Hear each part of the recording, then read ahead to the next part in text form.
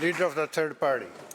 Thank you, Honourable Speaker. And indeed, as the Leader of the Official Opposition points out, we are hearing from parents of neurodiverse children, and they are very concerned.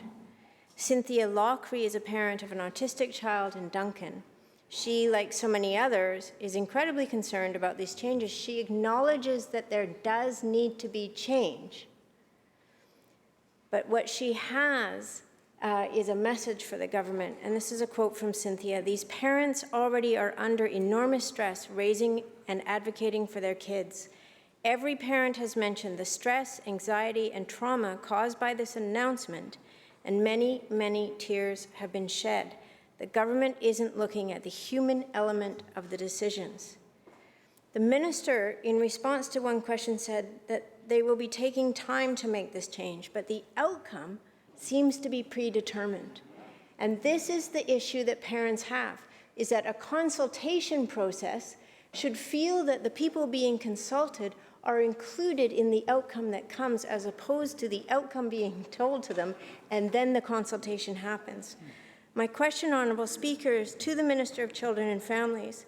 How is she planning to address this situation and ensure that changes are to the supports being offered to neurodiverse children and families are informed by the families of these children? Minister of Children and Family. Thank you, Honourable Speaker, and thank you to the member for the question. The consultation with community, with families, with agencies began in 2019, and with over 1,500 contributions, the framework was created on the basis of that.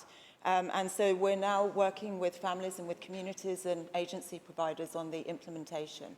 We want to make sure the implementation is successful. It's really important for families who have children and youth with support needs that rather than having to wait and fight for a diagnosis and then have to go out and create their own package and case manage a package of services for their young person, that actually when they first identify a developmental delay or an issue with functionality, they're able to take their child into a fully staffed service hub, get connected with a professional straight away, and have a care plan created around that child and youth in partnership with that family.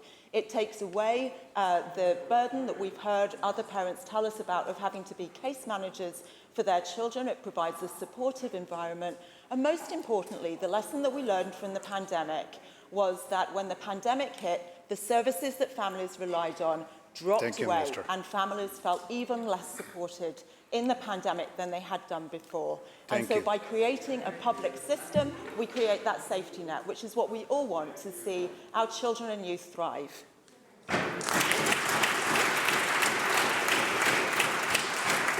Leader of the third party, supplemental.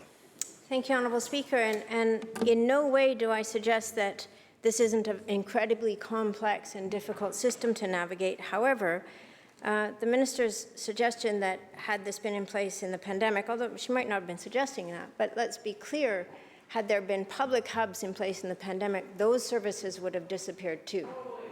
So what I think is essential in this is that diverse needs need diverse options, and that's what parents are really indicating to us right now.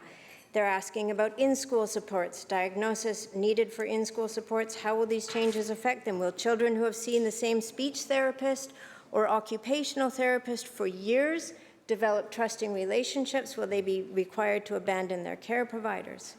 Parents of children with disabilities are already working in a scarcity model. They have worked tirelessly to find the right service providers for their kids, and now they fear that these hubs risk taking that support away from them. Children with diverse needs cannot be served by one hub without mention of more funding or a plan to meet everybody's needs. The announcement leaves a lot of questions for parents who are already stressed and need certainty and clarity. My question through you, Honourable Speaker, is to the Minister of Children and Families. How much additional funding will accompany this new model? Minister of Children and Family Development. Thank you, Honourable Speaker, and thank you to the member for the question. There's nothing more important to us than making sure that we get the services that are needed to children and youth across the province where and when they need them. Our government has been committed to that. We increased respite funding by $6 million, for example.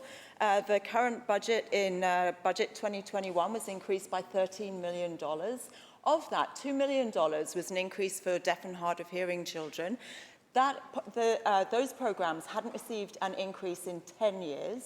We also made the announcement of an additional $10 million for the at-home medical benefits program. That's for the really important functional equipment that children with complex needs need to have just for daily functioning, like wheelchairs, like lifts. There had not been an increase in that funding in over 20 years.